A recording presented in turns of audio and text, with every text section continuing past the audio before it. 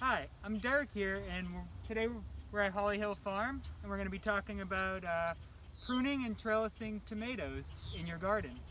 So here we have a few rows of the different types of tomatoes, and we have what is set up in here. It's called Florida weave. So this is, we use a piece of twine to kind of go around each stake and then back around to kind of pinch the tomatoes in between and keep them growing upwards. That helps with airflow. It helps with when you're picking the tomatoes so that you can see them. You know, it kind of holds the foliage back a little bit. It makes the fruit sets more visible, makes the plants upright like this. So I'll show you how we are going to we'll put a string on. And what kind of twine is this? This is called tomato twine. They sell it at a lot of garden supply places or seed companies like Johnny Selected Seeds, or places like Progressive Grower or Nolt's And Greenhouse Supply. Can anybody buy from there? Yeah. Like you have to be a No, farmer? Okay. anybody can buy from there, yep. Alright. So I start with tying a little knot on the first stake. I like to space them about 6 inches apart, so that way you're not putting a line every couple inches. There'll be a lot of waste. So tie a little knot here. So that knot is just for the first stake, and then I'll show you how we knot the rest of them. You'll start by going down and wrapping it around the stake, and then spacing it at the same about 6 to 8 inches, giving it a nice pull, wrapping it around again, and then coming back and kind of making sure that you get the plants in there. See, this one's kind of starting to fall. You can just pick it up and get them in. And then when you go to the last one, you give it a good wrap. Look at that. Fabulous. And a pull. Then you can throw another knot in here.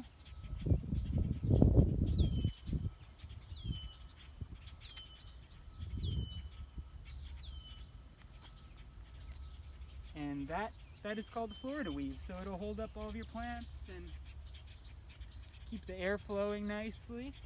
So these are what are called indeterminate tomatoes. If you are a Yes. new tomato grower and you bought tomatoes from Holly Hill Farm, you might have seen the word indeterminate or determinate on your tomatoes, and maybe you could just talk a little bit about that, Derek. Yeah, so an indeterminate will continue to set fruit over the season. So you'll be able to harvest every week, whereas a determinate tomato it'll usually set most of its fruit and ripen all at one time.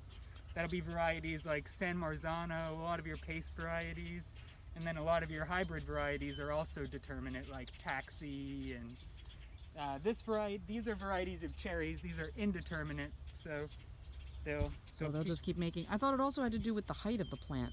Yeah, it can do with the height of the plant too. Determinate plants usually grow shorter because they're putting all of their focus into making fruit and ripening all at one time, where indeterminates they'll grow taller and taller and taller and just keep producing fruit throughout the season. So All right. while we're talking about determinates and indeterminates, we can take a look at something that a tomato plant grows that's called a sucker. And here at Holly Hill, we like to remove the suckers because that helps focus the energy of the plant on producing one main stem that can support, big, large sets of fruit. And it also helps with airflow, which reduces disease in the plants. It makes harvesting easier, because if you have a big bushy plant that's kind of unruly, then it's hard to harvest, it's hard to find, and your fruits they'll develop slower if you don't take off the suckers. They'll ripen slower because the plant will be putting a lot of energy into creating little offshoots. So we can There's a take good look at example, these yeah, plants. right there. Yeah. This plant has a lot of suckers on it. Hang on a second, I'm going to get closer to you. Yeah. So let's look at those suckers. Can you point to the... Yeah, so suckers grow kind of in the crux between what is a leaf in the main stem. So this is the main stem here, and this right here, what looks like another little tomato plant. See how the top of this one, it looks like this? You can kind of tell the difference between what is a leaf and what is a sucker. And it'll always grow in the crux right there. So it's real easy. You can just kind of pinch them out. Nice. Doesn't hurt the plant. Does not hurt the plant at all. And for all those reasons you just said, it's actually helpful. Yeah, so we can take, this one has a lot, this variety has a lot of suckers. We can take a lot of them out.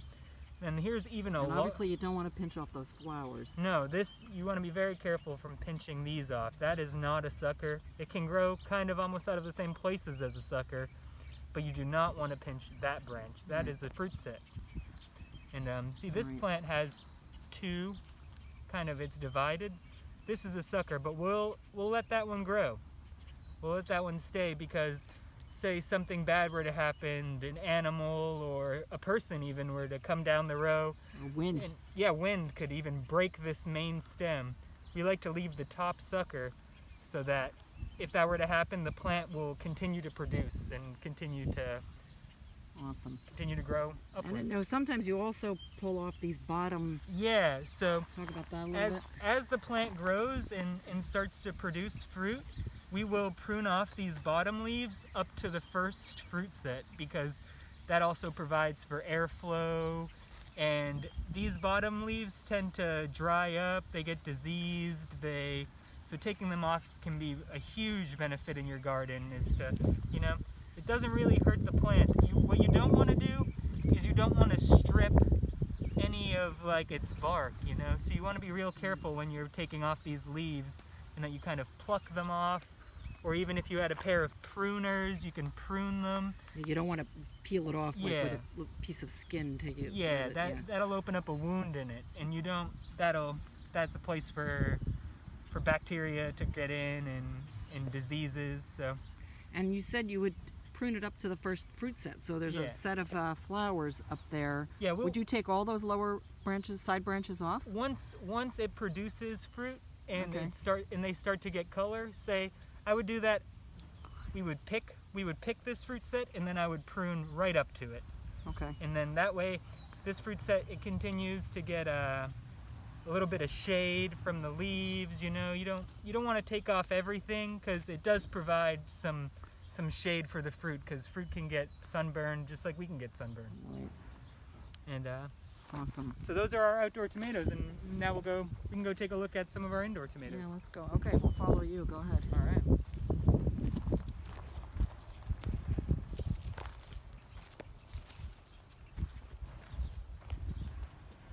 We are walking next to some beautiful lettuce that's growing here.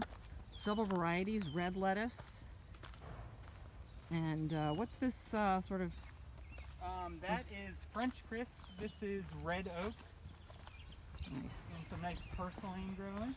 Purslane, very healthy.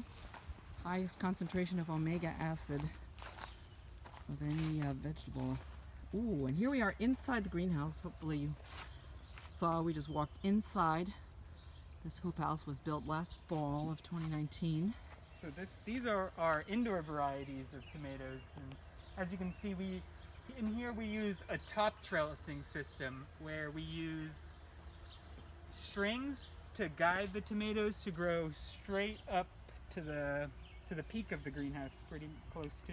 And when I see tomatoes on there already, and I see some plastic clips. Yeah, these are holding. These clips we have will hold the tomato to the string and guide it to grow upwards. Now there's a sucker on that one. Would you pick that off as well? This is the same thing right here. Oh yeah, there's a little sucker. Same thing in here, You can take that right out. It doesn't hurt the plant and keeps it growing in one stem.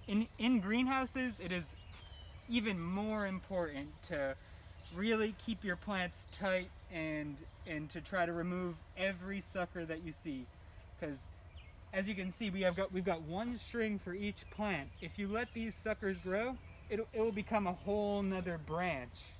And it will start producing fruit, and we've only planned for the amount of plants that we have in here, so we wouldn't have strings to guide those branches upwards. And Oh, sorry. Are there certain tomatoes that are happier growing in a greenhouse than others? Like why are some in here? Yeah, there's a lot of varieties that companies are starting to make that are specifically for greenhouse production. That means they might be less susceptible to some of the diseases that can be plagued inside of greenhouses. So in here there's less airflow than there is outside. So you really want to be careful when you're starting to see these fruit sets and they're starting to ripen, that as soon as we pick these fruit, we'll prune right up to there.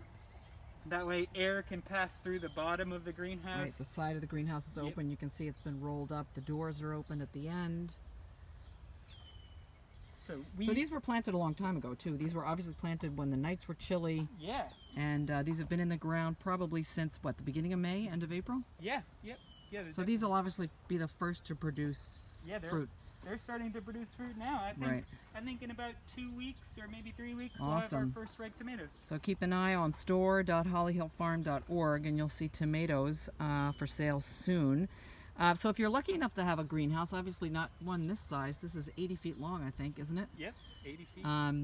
But if you have a small greenhouse at home and you have the ability to hang some strings from the ceiling like this, and this is a different kind of string, Derek, isn't it? This is something... Yeah, this string, it's a little, it's thicker, it's a higher gauge, it's braided, so it has more strength, because we expect these plants to get 8, 9, even 10 feet tall and produce, 30 pounds of fruit per plant. Per plant. Wow, that's a lot.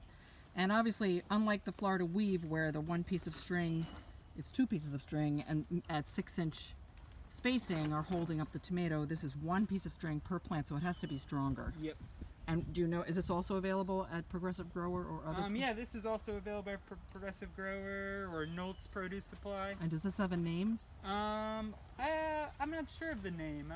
I've not looked at that. Okay, so unfortunately, since this was meant to be... it's just called braided twine. Braided twine. Since this was meant to be a Facebook Live and we couldn't do live because we don't have good cell signal, if you have any questions, please post them on the Facebook page and we will answer. Do you think there's any other questions that people might want to know the answers to? No. You could also, there's different types of twine you could use. See, this twine, it is not compostable this year. I had a hard time finding a source for compostable twine, but you could use jute twine or sisal, and that you could just cut into little lengths and put into your home compost, and it would disappear. That's an important consideration. Okay, awesome. All right, well, thank you so much, Farmer Derek, one of the farm managers here at Holly Hill Farm, growing many bed feet of tomatoes here. Awesome. Thank you so much.